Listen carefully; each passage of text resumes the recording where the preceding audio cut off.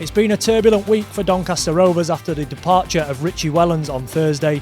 The board decided it was time for a change and have handed under-18s manager Gary McSheffrey the reins on an interim basis. His first league test is a home game against Oxford United, a team who are regularly battling at the top end of the table. It's a tough Tuesday night test as Rovers take on Oxford.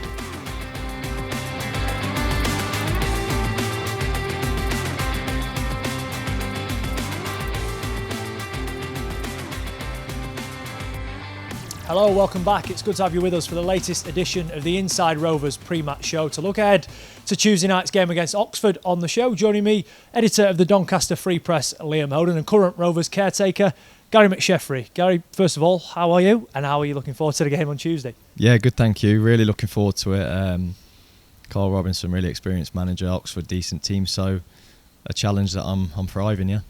Before we get into it then, let's take a look at what's coming up on the show tonight.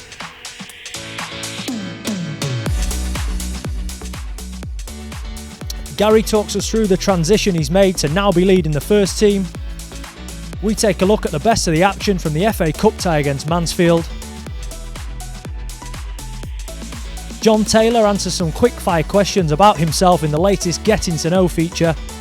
And we look ahead to the visit from Oxford United.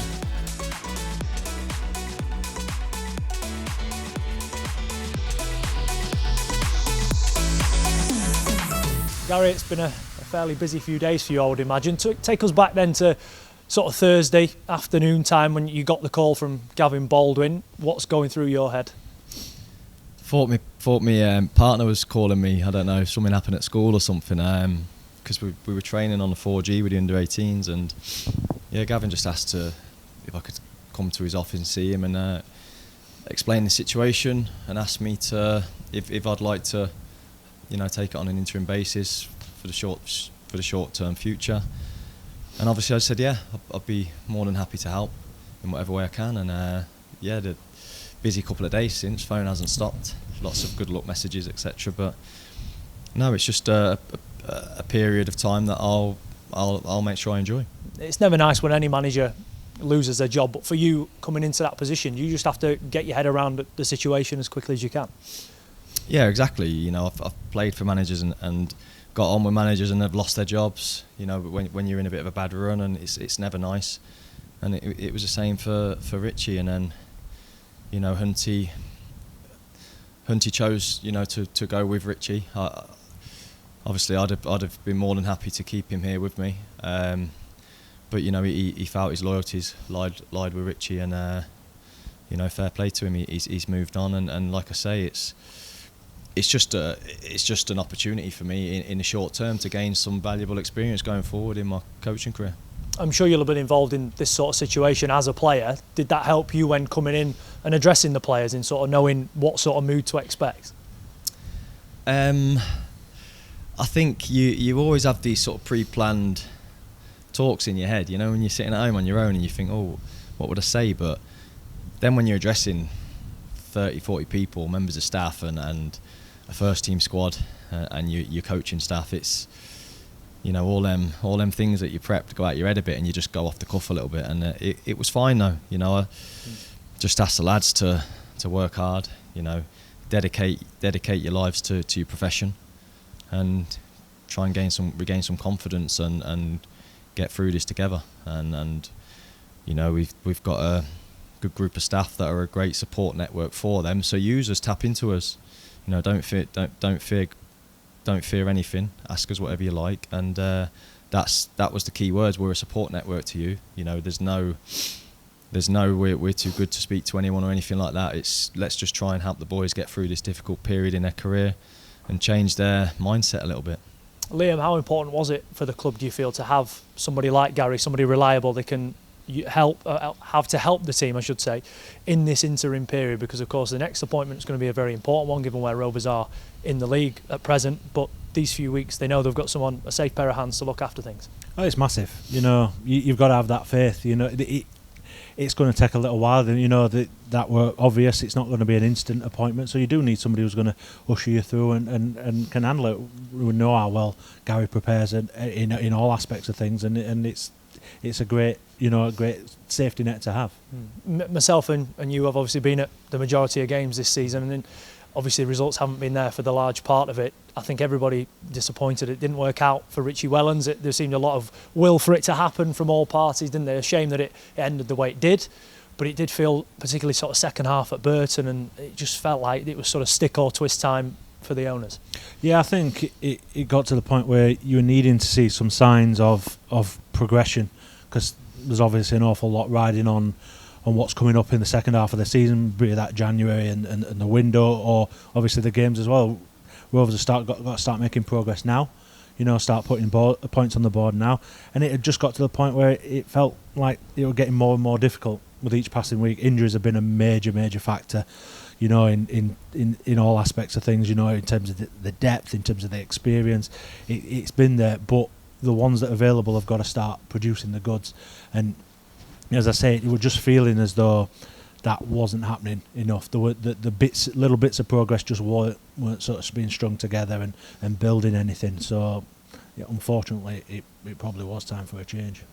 Gary, when you obviously make the step up to the first team from the under-18s, a lot more comes with it than just simply managing the team, doesn't it? You had your first press conference on Friday, and then you've got a lot to get your head around. What's it like sort of going from the under-18s? And I think you said yourself, you're in the spotlight, aren't you? A lot more, all of a sudden, it can be thrust upon you. Yeah, you are. As an under-18s coaching staff, we try to prep the lads as good as we can with very little video footage that we can get our hands on.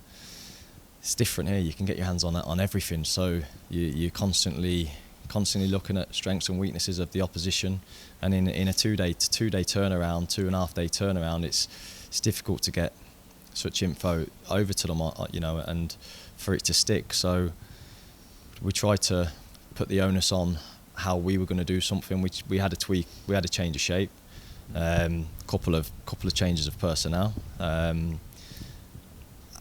to be fair to the lads, they took it on board in such a short period of time. They took it on board quite well and managed really to put a 45-minute solid display on today with 1 day prep of a new formation.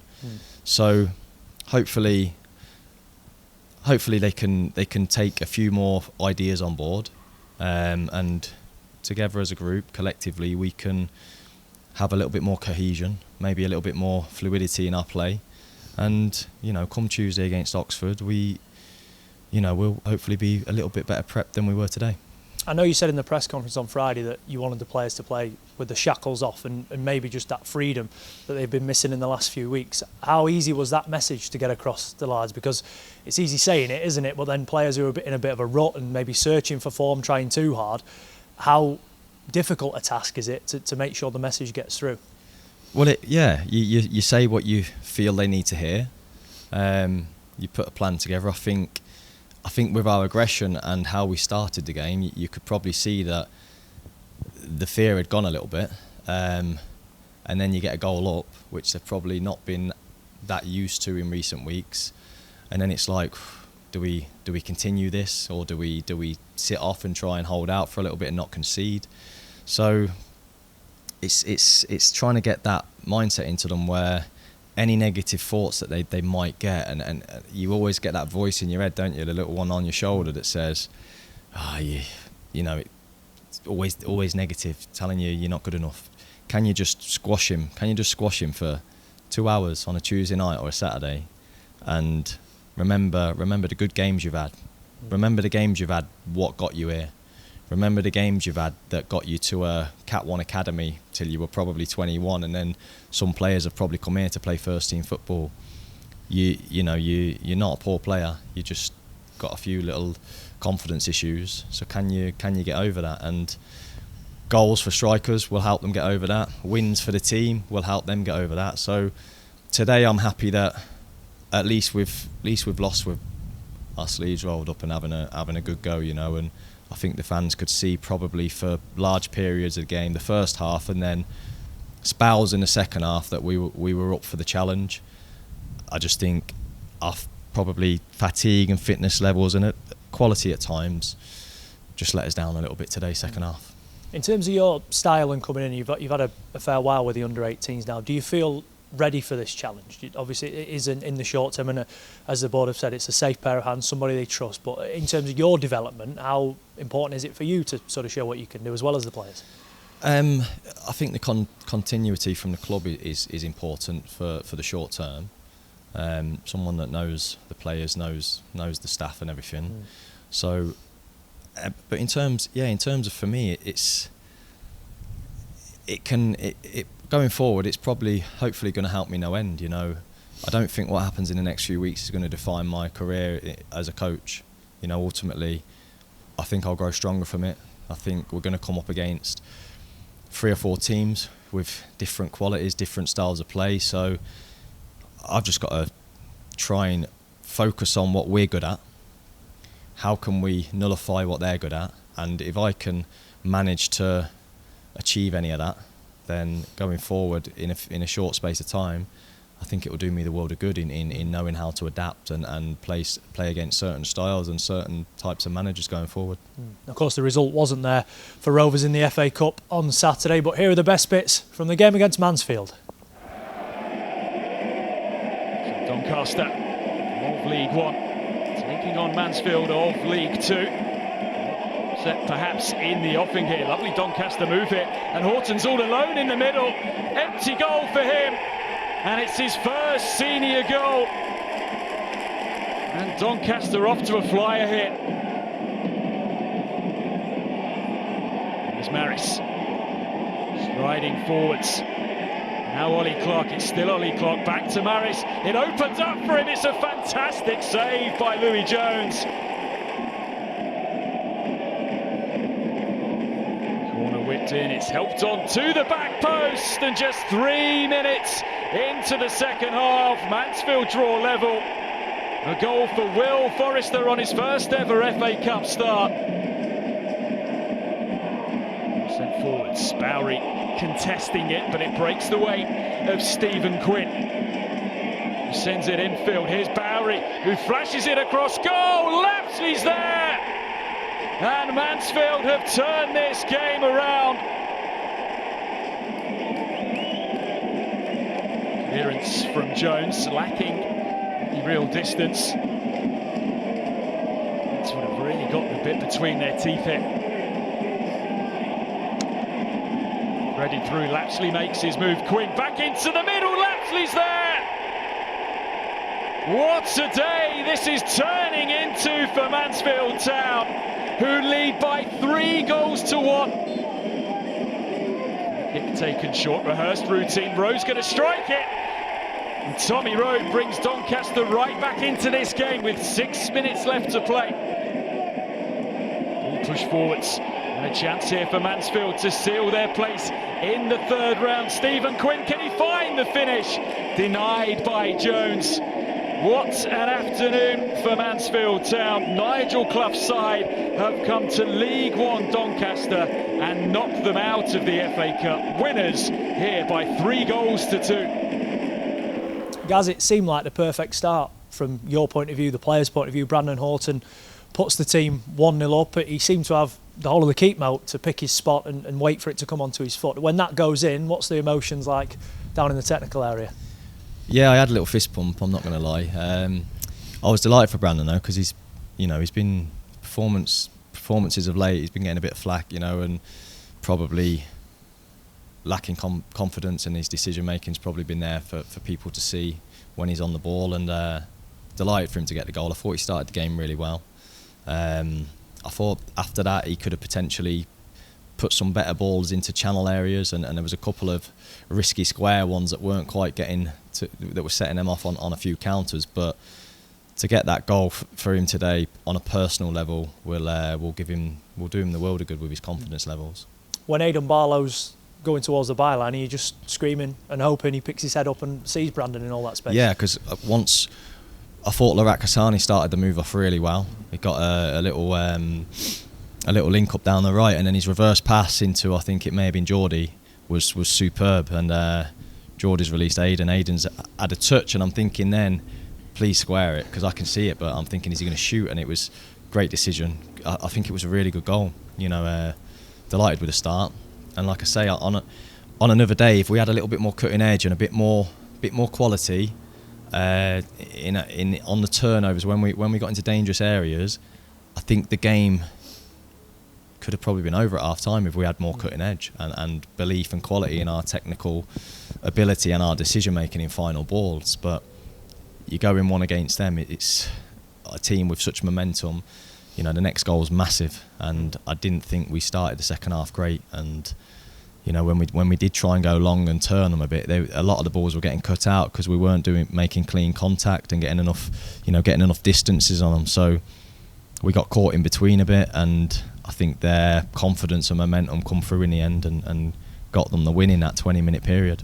We've seen in recent weeks that when one goal goes in, a second one tends to follow. Is that just the lack of confidence sort of bearing its head again on Saturday? I think it's a mixture of the both. Their confidence, with probably 3,000 fans behind that goal, once they got that first, it was free-flowing football, it was one-touch football. Yes, they were going direct, winning the first header, but then it was quite good free-flowing football around the box. A lot of their individuals seen the next pass, but not only did they see the next pass, they had runners getting onto that next pass, and it was a period that really, you know, we didn't really have an answer to it, and it was about trying to ride that wave, and unfortunately we couldn't, and they got 3 in 20 minutes, and it's always a difficult task, isn't it? We got one back at the end and huffed and puffed a little bit, but didn't really get the clean-cut chances that were going to get us the draw in the end.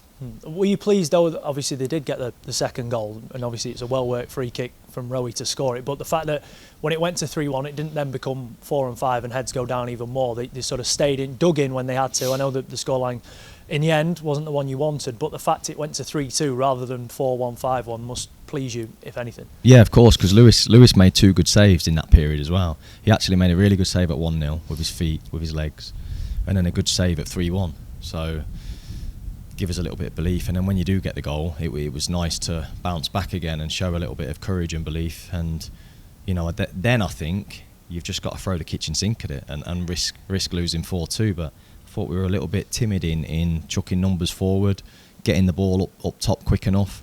But then I can see possibly why Lewis wasn't doing that, because we didn't get a lot of first contacts today up top. You know, they were quite dominant in their defence, quite aggressive. So he's probably half thinking we might as well play short and get up the pitch steadily through the thirds rather than go direct, because they were winning quite a lot of headers, to be fair, and that was setting them off on counter-attacks, because we were like I say, we were in between. We were going long, but we weren't really set up to get on the second balls. And then when we did gamble a little bit too high, their contact on their clearances and their passes in behind was really good, and they had the runners. So I just think they made probably better decision making and managed the game a bit better than today. Liam, we've seen Rovers go to teams in the league above and win in recent years in this competition, and it's complete reverse, isn't it, for Mansfield to come here and get the result. But it shows that even if you're a team in the league below, if you're in form and the team above isn't, you can come and get a result. That's it, and when you're backed by the support that Mansfield had in that away end, if they get a bit of encouragement as well from you, it goes an awful long way. You could see that the momentum were very difficult to shift at that point once Mansfield started to get on top. But yeah, it happens. You know, everybody loves this competition because of the kind of unpredictability. It doesn't play out exactly the way the form book, well, not the form book, but kind of the balance of things should suggest. And yeah, that's what's happened to Rovers on this occasion. I suppose there'll be a nervous glance towards the third round draw then to see who Mansfield get, just in case there's one of those prizes at the end of it. It's always a horrible one, isn't it, when you've been knocked out and you're always looking, thinking, I hope they don't get one of the plum ties. It's best to not bother looking, I would say. Of course, fans want to know everything about the players representing their clubs. Here's the latest Getting to Know feature then with John Taylor.